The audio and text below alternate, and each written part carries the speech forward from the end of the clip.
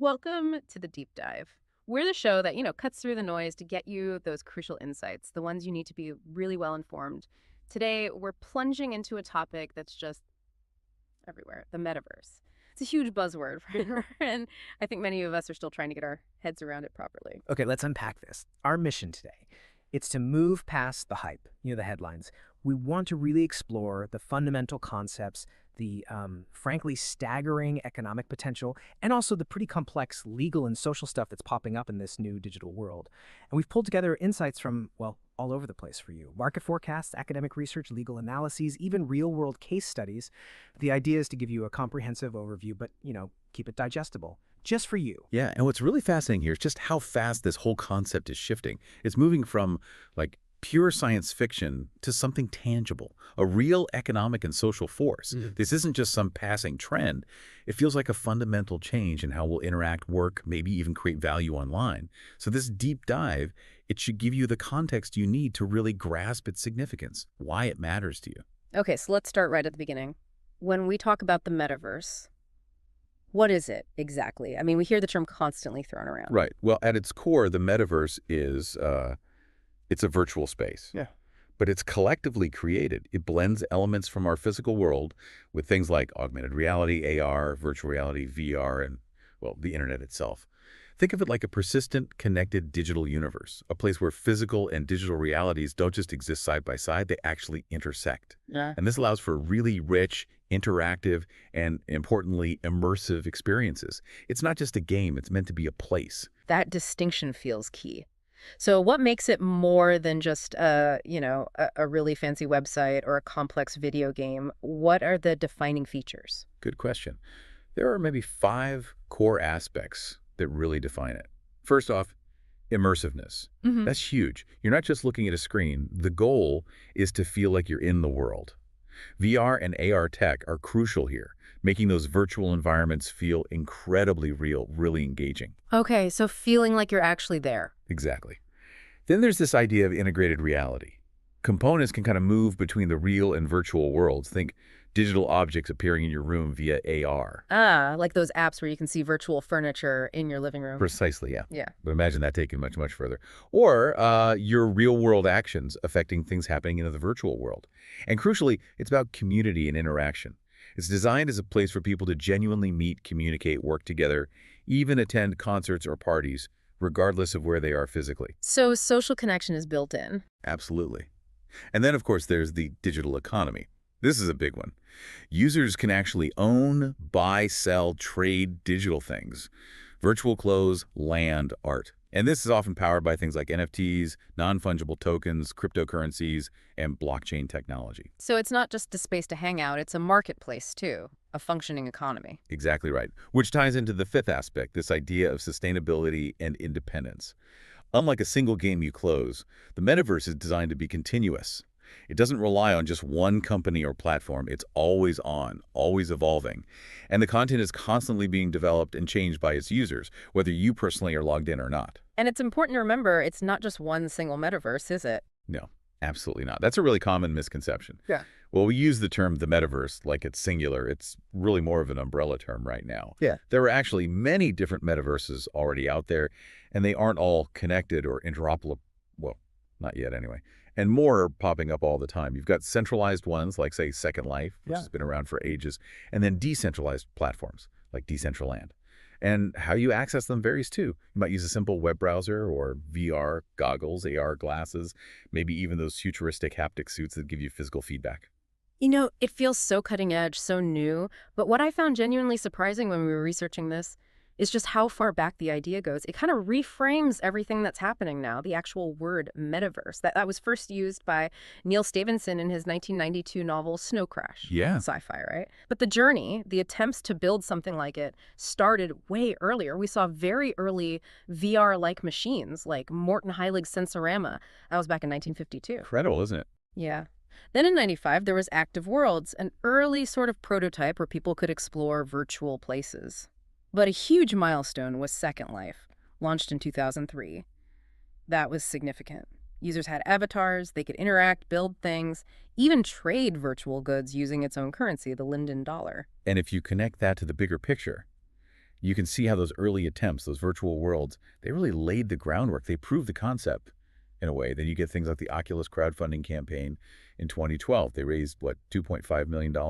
That really sparked mainstream interest in consumer VR again. Which definitely caught the attention of the big players. Facebook, now Meta, obviously bought Oculus VR for around $2 billion in 2014. That felt like a serious commitment. Oh, absolutely. That acquisition was a real turning point. Before that, VR was maybe cool tech, but kind of niche.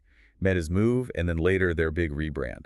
That just catapulted the whole concept of the metaverse into the mainstream conversation. And it attracted the kind of serious investment that really pushes things forward fast. So it shifted from just interesting tech to this massive corporate vision, the next computing platform idea. And the tech kept improving.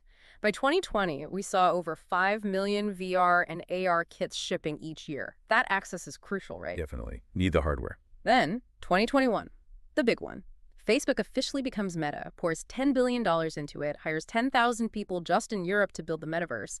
By 2022, Metaverse is even Oxford's word of the year, and people were already spending millions on virtual land by then.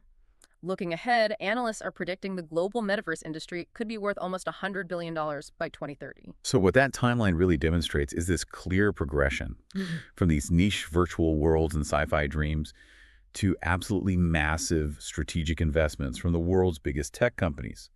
The acceleration, it's driven by breakthroughs in VR and AR tech, sure, but also by this really bold corporate vision. Seeing the metaverse as the next big thing after the mobile internet, it's a fundamental shift they're betting on. Okay, let's talk money now, because the economic forecasts around the metaverse are, well, they're genuinely mind-bending.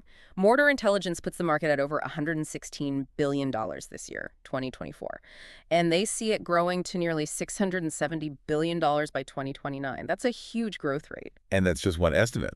Bloomberg Intelligence, for instance, they're predicting it could hit $800 billion, maybe even this year. Yeah. And potentially over $3 trillion within a decade. That could be nearly 3% of global GDP. Some reports even throw out numbers like $10 to $30 trillion in the next 10 years. It's massive potential. Trillions. It's hard to even process numbers that big, but what's the story behind these massive figures? Is it just hype, or is there something more solid driving it? Well, it's not just the sheer size of the numbers. It's the kind of investment we're seeing. This isn't just speculative tech money anymore. Not entirely. It feels more like foundational capital. Big players betting that this really is the next major computing platform. We're seeing this convergence, right? Gaming merging with social media, hardware getting better and cheaper, online gaming becoming totally mainstream, and then you layer in things like NFTs providing ownership, new virtual marketplaces, even DAOs, decentralized autonomous organizations. It creates this fertile ground for new kinds of economies to spring up. And who are the major companies really pushing this forward with big investments? You've got the expected giants, really. Tencent Holdings, NVIDIA, crucial for the graphics processing, Meta, of course, Roblox, Microsoft. They're all pouring money into the underlying tech, cloud infrastructure, AI, machine learning. And they're making strategic moves, buying smaller companies, forming partnerships.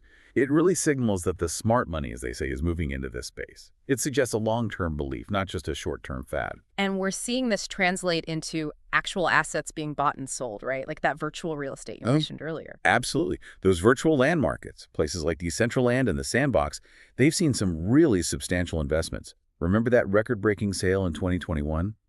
A plot of virtual land in Decentraland's Fashion Street district sold for $2.4 million to tokens.com. $2.4 million for digital land. Wow. Yeah. And there was another big one, over $913,000 for a different plot. These aren't just hobbyists playing around. These are serious financial moves. It shows a belief that these digital assets hold real, or at least potentially real, value. Okay, so with all this money flowing in and these new digital assets, how does value actually get created and exchanged? Is it just like using dollars online, or is it different? That's where it gets really interesting. Because the metaverse economy, or at least the decentralized vision of it, fundamentally relies on blockchain technology. It's not just about payments. Blockchain provides the underlying infrastructure for transparency, security, and, importantly, decentralized transactions, meaning you don't necessarily need banks or traditional payment processors in the middle. So it's not just a different currency, it's potentially a different system for ownership and how deals get done. Exactly. It's a shift in the underlying plumbing, if you like. Now, when it comes to actually paying for things within these metaverses, there are a few different methods you'll see. You've got game tokens and rewards. Stuff users earn by playing or completing tasks. They can spend these in-game or sometimes trade them. Stablecoins are popular too. Things like USDC, Tether, USDT, DAI. Their value is pegged to traditional currency like the US dollar, so they're less volatile, which is useful for transactions. Right. Less risk of the price crashing overnight. Precisely. Then you have general cryptocurrencies. Bitcoin, Ethereum, or ETH as everyone calls it, and lots of other altcoins. These are used for buying assets, transferring value, often emphasizing that decentralized ownership aspect. And many platforms have their own platform-native tokens, like MainA for Decentraland, Sand for the Sandbox, AXS for Axie Infinity. These often act as the main currency within that specific platform's ecosystem. Okay, that leads us nicely into NFTs, non-fungible tokens. They seem absolutely central to this whole digital ownership idea in the metaverse. Can you break down their role for us? Yeah, NFTs are definitely playing a critical role. Think of them as unique digital certificates. They're recorded on a blockchain, and they essentially authenticate a digital item. So an NFT could represent ownership of a piece of virtual land, some digital art, maybe a unique item in a game. It's like the deed or the proof of ownership. But here's a crucial distinction. The NFT itself, the token on the blockchain, is separate from the digital item it refers to. They aren't the same thing. Okay, that's important. The token points to the item. Exactly. And the non-fungible part just means they're unique. Unlike Bitcoin, where one Bitcoin is the same as any other, each NFT is distinct and not interchangeable. This uniqueness, authenticated by the blockchain, provides a public, unchangeable record of ownership. It allows digital goods to be owned, held, and transferred in a way that mimics physical ownership, but in the digital realm. But it gets tricky with things like art NFTs, doesn't it? Because a digital image file can be copied perfectly, endlessly. How does an NFT make one copy the original or give it unique value? That is a really fascinating challenge and a point of much debate. Art NFTs were basically created to try and solve that exact problem for digital art. The idea is by linking a specific digital artwork file to a unique, unrepeatable NFT on the blockchain, you create a public record saying this token represents that artwork. This creates a perception, a social agreement really, that the associated file can be considered the original or authentic version, which then hopefully increases its value. So it's partly technical, partly social convention. Very much so. And it's vital to understand that buying an NFT usually gives you ownership of the token itself, but not automatically the copyright or all intellectual property rights to the underlying digital artwork. That connection between the token and the art. It often relies more on trust within the community and the reputation of the creator or platform than on strict technical or legal enforcement built into the token itself. It's definitely a new frontier for IP law. Okay, let's dive deeper into one specific part of this economy. Virtual real estate. It sounds wild, right? Buying land that doesn't physically exist. These are basically programmable plots within these virtual worlds. How does it even compare to, buying a regular piece of land or a house? Well, the differences are pretty stark. Obviously, tangibility. Virtual land is purely digital. You can't build a physical house on it. Right. No leaky roofs to fix. Exactly. Then the mode of payment. Usually specific cryptocurrencies only for virtual land. Traditional real estate uses, traditional money and finance. Ease of sale is often simpler in the metaverse. A few clicks, maybe? Physical property sales.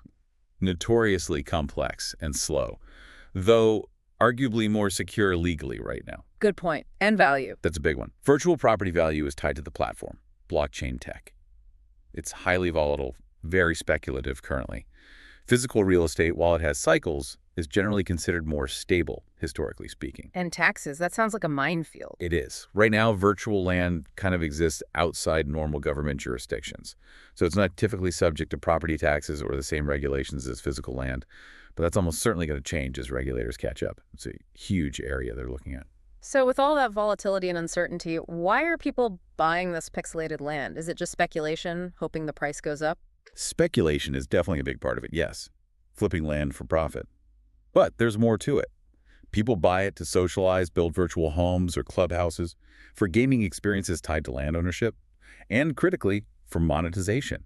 You can charge other users access to events you host on your land, trade NFTs related to your property, host virtual stores, run advertising. Ah, so businesses are using it too. Absolutely. Brands are launching products, creating unique customer experiences. It's a new marketing frontier. And for investors, besides flipping, they might rent out their virtual land, Plus, a key appeal is that virtual properties don't suffer from physical wear and tear, and the possibilities for what you can build or do on your land are limited only by the platform's rules and your imagination, not by physics. It's true, though, that market has been a real roller coaster. We saw that huge boom late 2021, right after the Facebook rebrand to Meta. Prices went absolutely crazy. But what happened after that peak? Yeah, it was a classic bubble in many ways. What went up came down hard. We basically went from that pixelated gold rush feel to more of a digital downturn. Average floor prices for land in major metaverses absolutely plummeted. We're talking drops of over 70%, maybe 80 or 90% in some cases, Yeah. from the highs in late 2021, early 2022. Wow, 70–90% drops. Yeah. Properties that sold for huge amounts of Ethereum back then might be worth only a small fraction of that ETH value now. And ETH itself has fluctuated. It really highlights just how speculative and incredibly volatile this virtual real estate market can be. It's a stark reminder that even in these digital worlds, basic market dynamics and risks still apply. Yeah, definitely puts the speculation in speculative asset. So despite these wild swings, are there still factors that influence a virtual property's value, similar to how location matters in the real world? Oh yes, definitely. Even with the volatility, certain principles still hold. The platform itself is huge. Land on the big, established platforms like Decentraland or the Sandbox generally commands higher prices. Position within that platform matters too, just like real estate. Plots near popular areas, virtual landmarks, or land owned by celebrities or major brands tend to be more valuable. Location, location, location still applies, digitally. Okay, so digital curb appeal. Kind of, yeah. Then land attributes and size. Does the plot have unique features? Is it large? That increases value. Scarcity and liquidity are also factors. How much land is available? How easy is it to buy and sell on that platform? More established markets are generally better. Of course, overall market movement, the general sentiment and demand for metaverse assets affects prices. And past sales history in a specific area can influence current valuations, just like real-world comps. So if someone listening is actually intrigued, despite the risks, Mm-hmm. how does one go about buying a piece of virtual land? What's the process? Right. Well, buying virtual land is basically like buying any other NFT because your ownership, your deed, is essentially that unique token on the blockchain. So first step, you need a crypto wallet that can hold NFTs. Yeah. Common ones are MetaMask or maybe a wallet integrated into an exchange like Binance or Coinbase. Okay, get a wallet. Yep. Second, you need the right cryptocurrency. This depends on the platform. For Decentraland, you'll need Mana, maybe some ETH for transaction fees. For the Sandbox, you need Sand, again, probably ETH, so you'll have to buy that crypto on an exchange first. Got it. Wallet, then the right crypto. Then you go to the Metaverse platform you're interested in, Decentraland, Sandbox, Voxels, etc. Create an account, and crucially, link your crypto wallet to that account. Once that's set up, you can usually browse their marketplace, see plots of land for sale, check their location on the map, see the price, and if you have enough funds in your linked wallet, you can initiate the purchase. The NFT representing the land then gets transferred to your wallet. Sounds relatively straightforward if you're crypto savvy. Sure. What about using brokers, like in traditional real estate? You can, yes. There are people and companies emerging who act as brokers for virtual land deals. However, and this is a big caveat, unlike traditional real estate agents, these metaverse brokers are largely unregulated right now. Buyer beware then. Definitely. Proceed with caution if you go that route. Do your own research. Okay, so for someone just starting, maybe wanting to dip a toe in, any tips? Yeah, first, really explore the different platforms. Don't just jump into the first one you hear about. See which one resonates with you, which community feels active. Second, think about location carefully if you're viewing it as an investment. Is it near anything interesting? Is the area developing? Third, pay attention to the cryptocurrency market itself. The value of your land is tied to the platform's token and often ETH, so big swings in crypto prices will affect your investment's dollar value. And finally, probably the most important tip, invest conservatively. Only put in money you can genuinely afford to lose. This market is still highly speculative. The hype is real, but so are the risks. Sound advice. And once you own a plot, what can you actually do with it to potentially get a return, beyond just hoping the price goes up? Good question. There are a few main strategies people use. One is to develop the land, build something on it. That could be a virtual house, a shop, an art gallery, an event space for concerts or parties. Then you can potentially charge access or sell things from it. Another approach is to simply lease your land out to someone else who wants to build or host something but doesn't want to buy land themselves. That generates passive income, like renting out a physical property. Okay, developing or leasing. Or the third common strategy is just the buy and sell approach, basically flipping. Buy a plot you think is undervalued or in a promising location. Maybe you wait for the market to improve or the platform to release new features and then sell it for a profit. So where is most of this action happening? You mentioned Decentraland and the Sandbox. Are there others? Who are the sort of big four platforms for virtual real estate right now? Yeah, those two are definitely major players. The Sandbox actually holds the biggest market share, something like 62%. It's known for its voxel style, like 3D pixels, think Minecraft, but more advanced. It's very focused on user-generated content, UGC. People build games and experiences within it. They've got big partnerships of Atari, Snoop Dogg, Square Enix, even football clubs like SSC Napoli opening virtual shops. And they made it easier by allowing land sales directly within their platform now. Okay, Sandbox is the big one. What about Decentraland? Decentraland is another giant. It's a 3D VR platform, runs the Ethereum blockchain, uses land NFTs for the plots and MNA as its currency. Yeah. Its world is organized into districts, so you might have a fashion district, a music district, etc., helping users find relevant content. They're actually rolling out a major client update right now, aiming for better performance, higher visual fidelity, improved mobile access, trying to make it feel more immersive and smooth, which is key for adoption. Gotcha. Who else is in that top tier? Then there's voxels, which used to be called crypto voxels. It also has that blocky Minecraft-ish aesthetic, uses a token called 2LR. They rebranded to voxels, trying to get broader appeal. A cool thing about voxels is it's super accessible. You can often explore parts of it just with a web browser, no account needed. They have a planned cap on the total number of land parcels, aiming for scarcity, and they're working on voxels next to improve the user experience, especially on mobile. Okay, Sandbox, Decentraland, voxels, and the fourth. The fourth, often mentioned, is Somnium Space. This one is really focused on VR from the ground up, aiming for a very high-fidelity, persistent social VR experience. It's built by its players, runs on the blockchain, and you can access it via PC VR or even mobile. Land parcels there come in different sizes, small, medium, extra large. And they've got a big update, Somnium Space 3.0, planned for later this year. They're moving to a newer game engine for better graphics, supporting things like Apple Vision OS, updating their core world, launching a decentralized marketplace with creator royalties. Big ambitions there. So across all these platforms, that idea of location still seems paramount, right? Being near big brands or popular districts. Absolutely. Even in the virtual world, being near established attractions, major brand HQs, or highly developed, popular districts definitely seems to boost perceived value in foot traffic, just like in the real world. Digital proximity matters. Okay, let's shift gears a bit. Beyond buying virtual land or NFTs, what about new jobs and business opportunities emerging from all of this? It seems the metaverse is becoming a really hot marketing channel. Businesses are finding new ways to reach people, stand out, create these immersive brand experiences using AR and VR. Exactly. For businesses, having a presence in the metaverse isn't just a gimmick anymore. It can offer a real competitive advantage. Brands can build these incredibly immersive environments that go way beyond a standard website or ad. Think virtual showrooms, interactive product demos, exclusive virtual events. This can really boost customer engagement and loyalty, especially if they tie in digital collectibles, like NFTs. Plus, crucially, these platforms can generate tons of data on user behavior and preferences within that virtual space. Ah, so valuable market insights. Potentially, yes. It allows brands to understand what resonates with users in this new context and adjust their strategies. It's a rich new playground for marketing and customer interaction. And it's amazing how this is creating entirely new professions, jobs that literally sounded like science fiction just a few years ago. What kind of roles are we actually seeing? It's quite something. We're seeing demand for metaverse architects, people who actually design the concepts for these interactive spaces. Then world builders, who are like the construction crew, actually building the virtual environments using the platform's tools.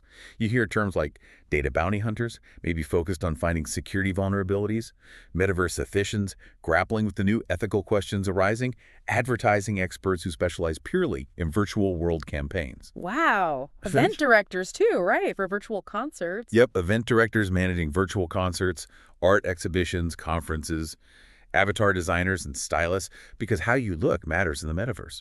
Digital ecosystem developers building the underlying tools and integrations. Even safety managers focused on user security, privacy, and combating abuse within these platforms. It's a whole new workforce emerging. And we're seeing major serious companies getting involved, not just startups. You mentioned JP Morgan earlier. Yes, exactly. JP Morgan, the biggest bank in the U.S., made headlines when they opened their Onyx Lounge. basically a virtual branch in Decentraland. It was in the Metajuku district, a virtual version of Tokyo's Harajuku. This move really showed that major financial institutions are taking the metaverse seriously. They see potential not just for customer engagement or attracting younger clients, but maybe even for creating new kinds of financial products or services specifically for the virtual economy. Their own report actually talked about how virtual gaming worlds already have functioning economies, populations, GDP, assets that mirror aspects of the real global economy. They're clearly seeing it as more than just a game. Okay, this all sounds incredibly exciting, full of potential, but we absolutely have to talk about regulation because it can feel a bit like the Wild West out there sometimes. Is it really a lawless sphere? That's a crucial point, and the short answer is no. It's definitely not meant to be a lawless sphere, although it might seem that way sometimes because things are moving so fast. The reality is, regulators and legal systems globally are actively trying to figure out how existing laws apply here. But the lack of clear, specific legal frameworks designed for the metaverse creates huge challenges. Part of the difficulty is just how dynamic it is, how quickly it changes, and also the fact that there isn't one single company that owns the metaverse. It's decentralized, often global. That makes regulation really complex. So, what specific legal areas are getting the most attention right now? Where are the legal battles happening? Well, intellectual property, IP laws, are front and center, especially with NFTs and all these digital assets being created and traded. Protecting creators' rights is vital. This involves trademark guidelines for virtual goods, patent and copyright protection for the AR/VR tools themselves. Interestingly, some argue IP rights might transfer more easily to virtual worlds because IP is already intangible. Okay, IP is huge. What else? Contract law is fundamental.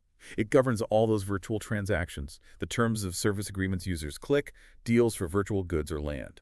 Breaching these virtual contracts can still have real-world legal consequences. Tort law, which deals with civil wrongs like causing harm or damage, also extends into the metaverse. People are exploring liability for things like emotional distress caused by harassment in VR, or even, theoretically, virtual actions causing real-world harm. Wow, okay, defamation too. Yes, defamation law applies to user-generated content. Spreading false, harmful information about someone is still defamation, even if it happens via avatars in a virtual world. And of course, the regulation of NFTs and tax implications. NFTs are increasingly being looked at through the lens of financial regulations. Are they commodities? Securities, how should they be taxed? This is running parallel to the broader regulation of cryptocurrencies. That trademark issue seems particularly thorny. Does owning a trademark for a real-world product, say a handbag, automatically give you protection against someone creating and selling a virtual version in the metaverse? We saw those cases with Hermes and their Birkin bags and Gucci Prada too. Right. That Hermes Meta Birkin's case was a big one. It raises fundamental questions. The old logic from video games, like using a real car model in a game, being seen as artistic expression, not infringement, might not apply here. Why not? What's different? Because in the metaverse, users often specifically want the virtual version of a luxury brand item as a status symbol. It functions more like the real product in terms of signaling brand identity. It's not just background scenery in a game. So, courts are grappling with this. How similar are the virtual goods to the physical ones for trademark purposes?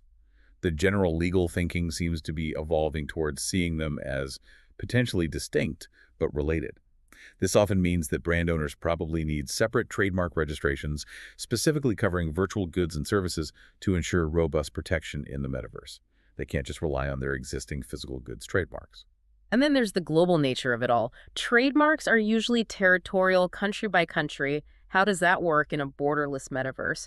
And how do you even classify these new virtual goods for trademark applications? Huge challenges. On classification, there's been some progress. The NICE classification system, which organizes goods and services for trademarks globally, had its 12th edition come into effect in January 2023. It included some important updates. For example, Class 9 now explicitly mentions downloadable digital files, which can be authenticated by non-fungible tokens, and downloadable computer software for managing crypto asset transactions. Okay, so clearer categories are emerging. Yes. And Class 41 added providing of online virtual guided tours. Class 42 added terms related to crypto asset mining. It's a start, giving businesses clearer boxes to tick when they apply. So the system is adapting, trying to provide tools for brand owners to protect their IP in this new space. Exactly. And building on that, intellectual property offices are also refining their guidelines. The UAPO, the European Union Intellectual Property Office, updated its examination guidelines in 2023. They're pushing for more clarity.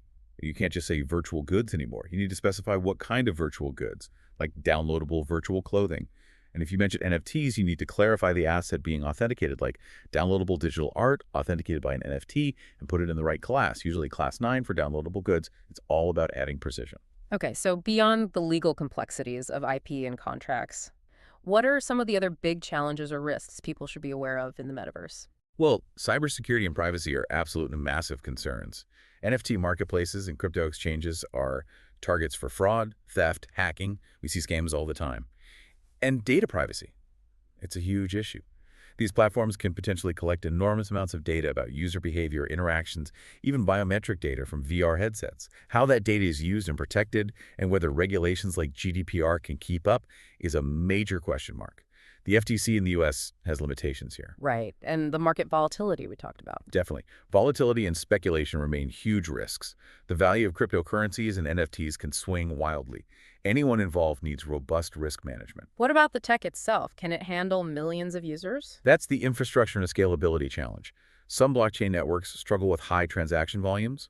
This can lead to network congestion, slow transaction times, and really high gas fees, the cost of making a transaction. Scaling solutions are being worked on, but it's an ongoing issue. And the human side, the ethical stuff. Yeah. Ethical concerns are critical.